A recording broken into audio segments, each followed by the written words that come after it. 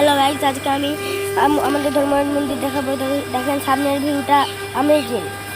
এবার আমি সাইডের ভিউটা দেখাতে চলেছি।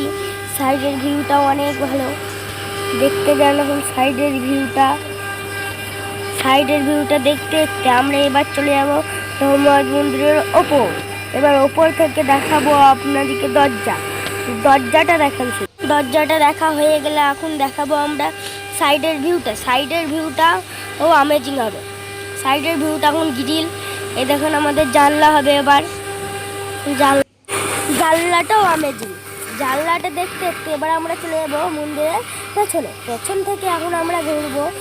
ঘোরার পরে আপনারা এখন দেখতে পাবেন মন্দিরের পেছন থেকে সাইডে ঘুরবো।